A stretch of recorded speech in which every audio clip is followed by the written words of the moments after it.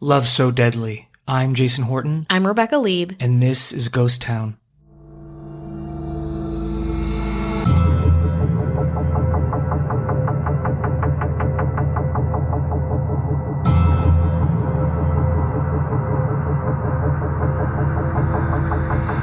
There's a small group of plots in a cemetery in Waterville, Maine.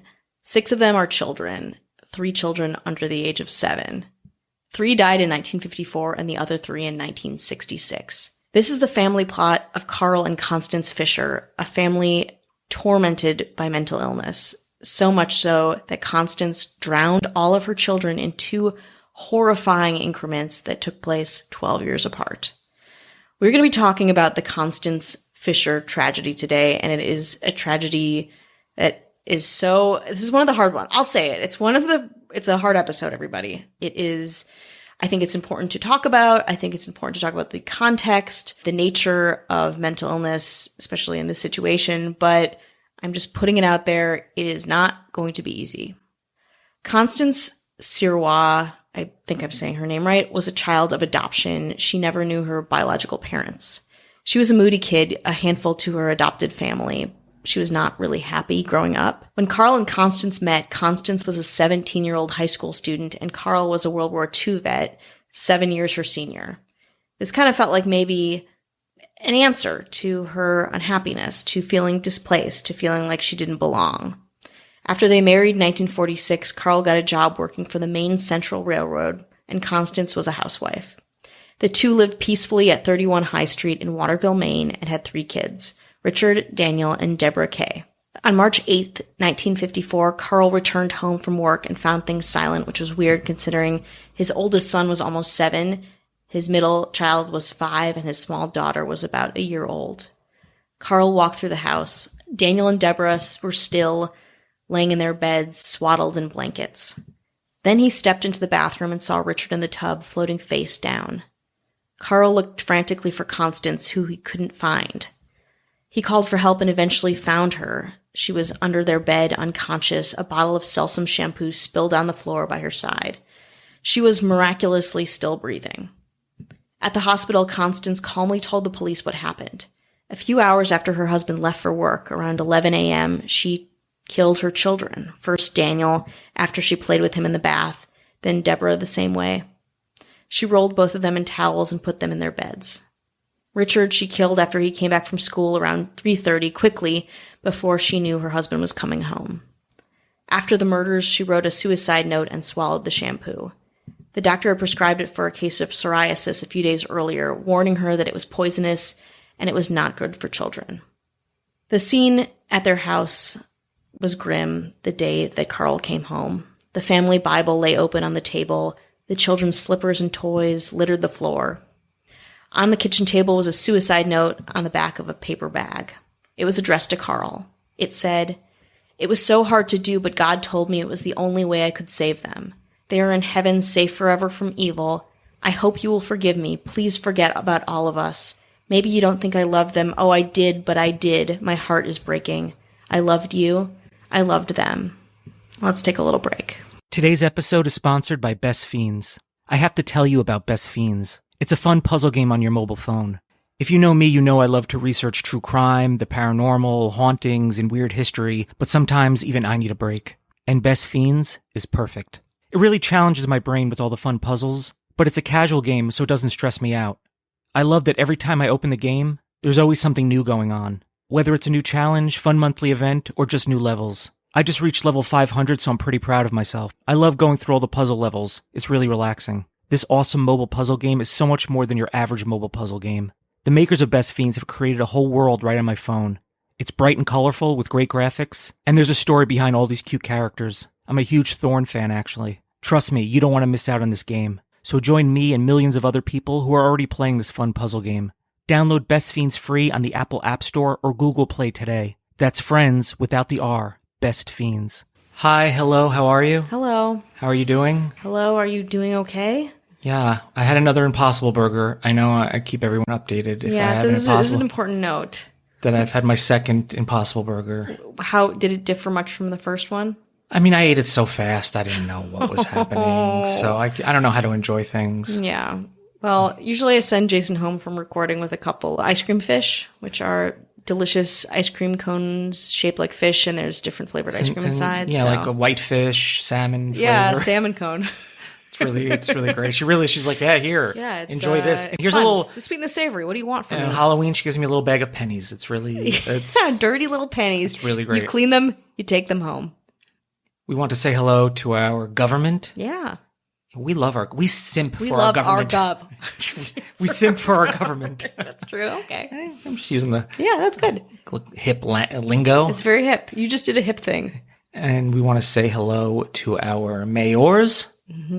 Be a little Ashley Matson. Ashley. A little Ben Forsyth. Ben. And a little Joshua Lambert. Josh. You get the mayors. Opening up for the headlining act, the governor, the one, the only Taylor Swift. Now, it's the bad blood. You have to intro her to a song. No. Like, shake it off. Shake it off. No?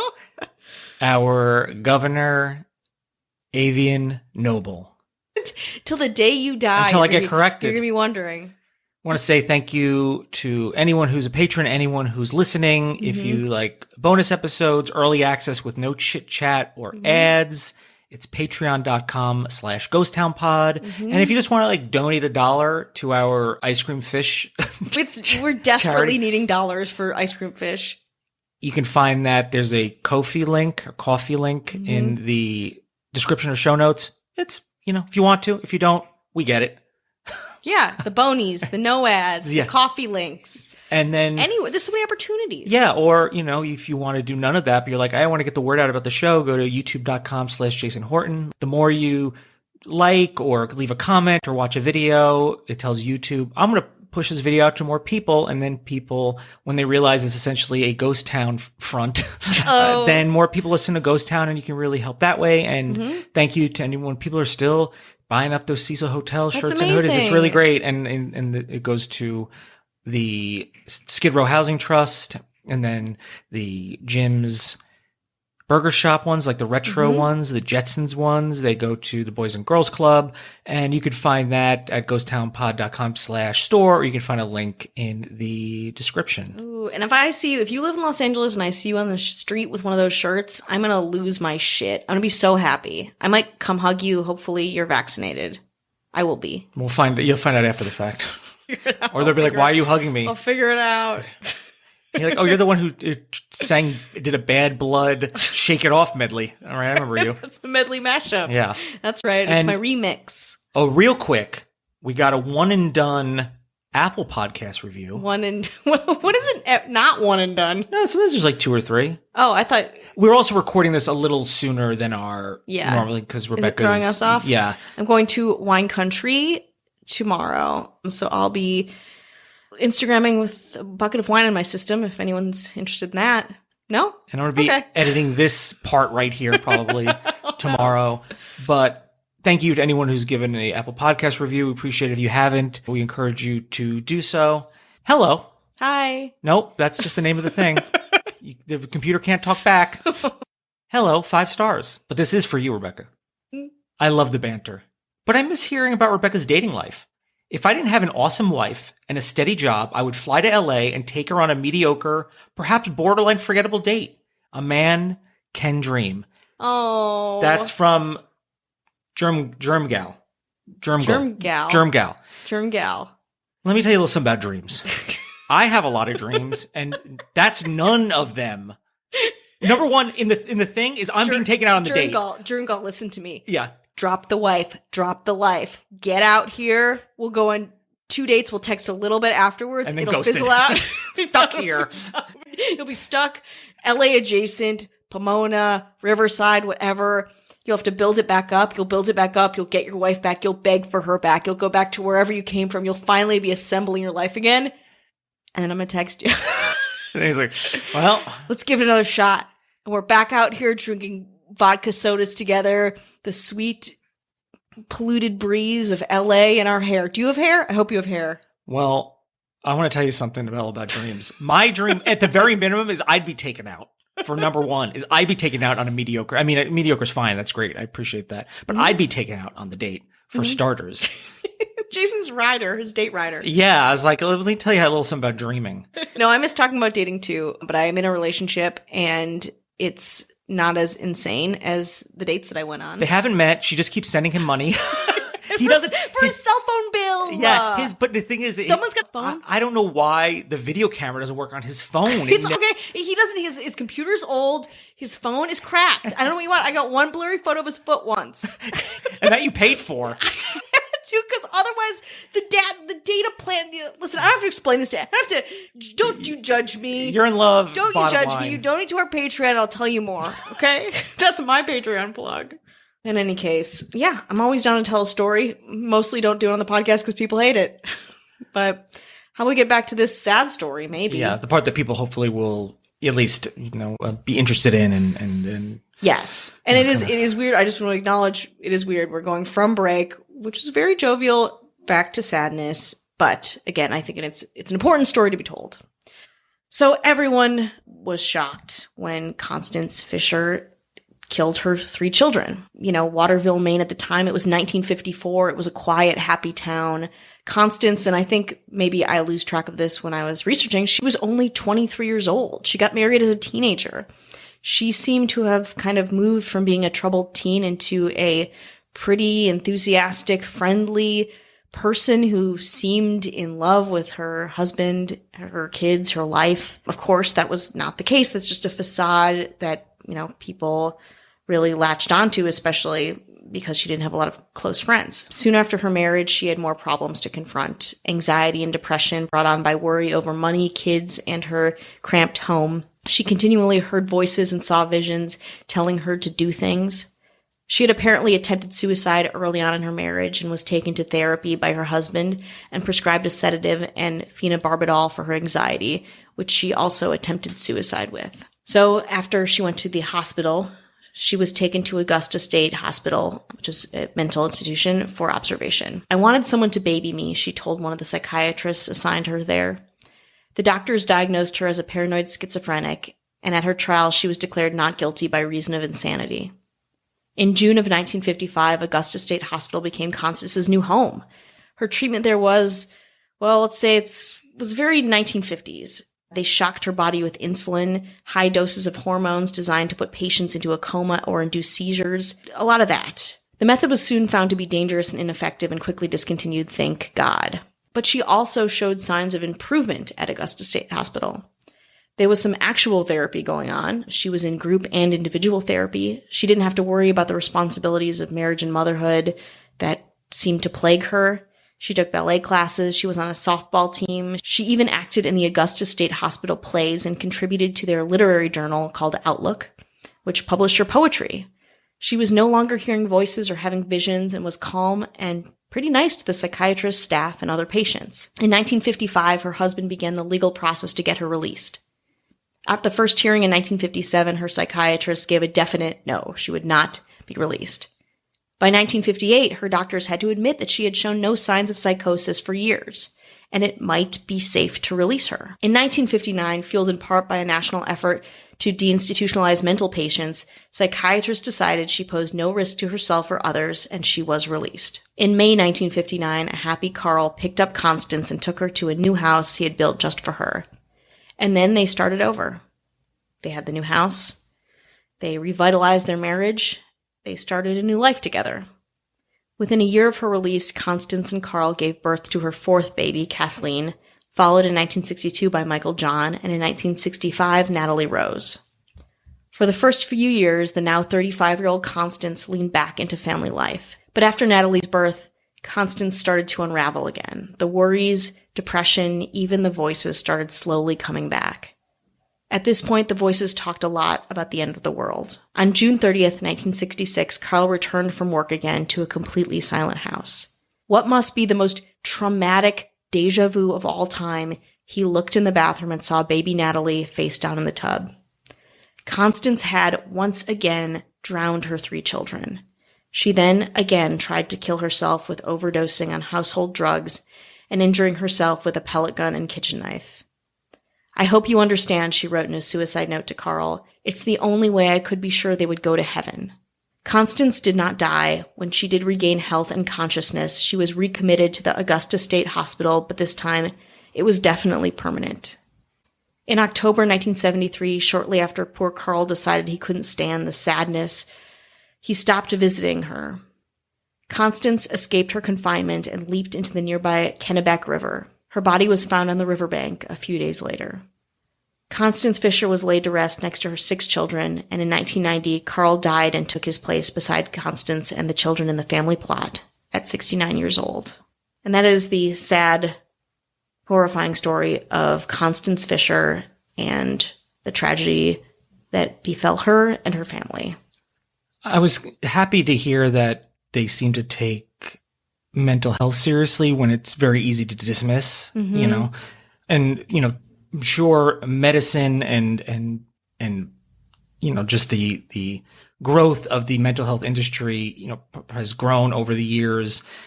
And, you know, sometimes it's like a lot of like medication or, well, you're just a stressed out mom, you're a hysterical woman. I imagine that might play into that, not really solving the problems, but it seems like at least they made efforts to do what they could. But, you know, is there, like, I don't know what the ongoing work is that you have to do. I don't know. Is it just like keep taking these pills and that'll do the trick?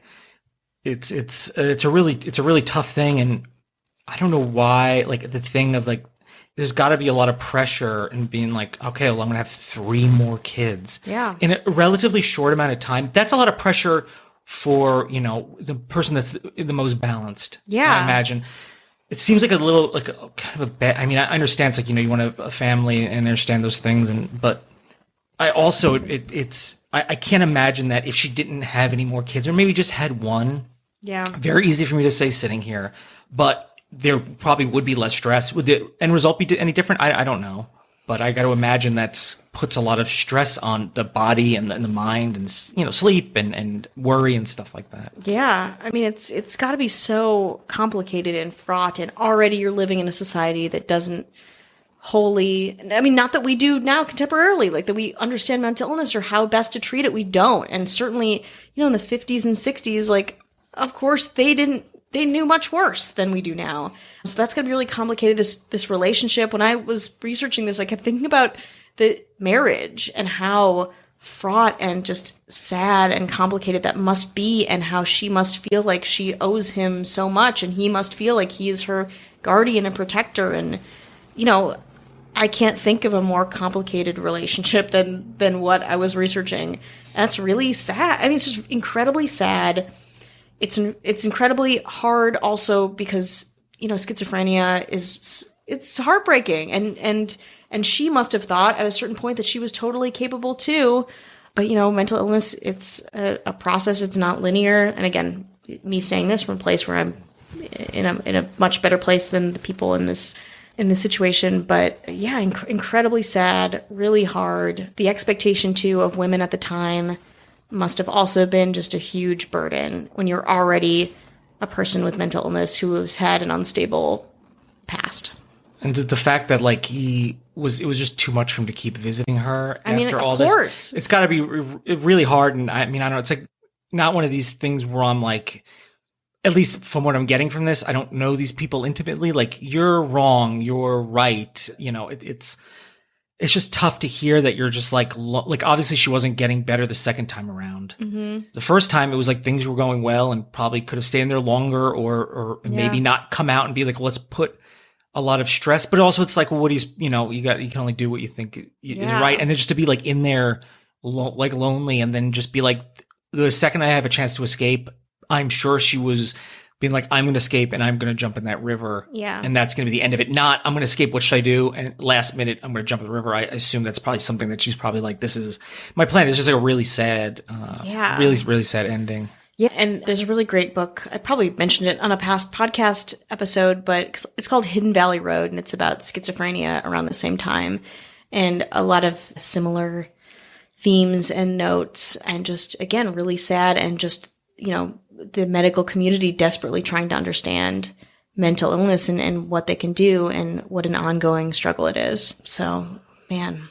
I don't know how we end that one, but All I know is you lost me when you asked me to read a book. oh.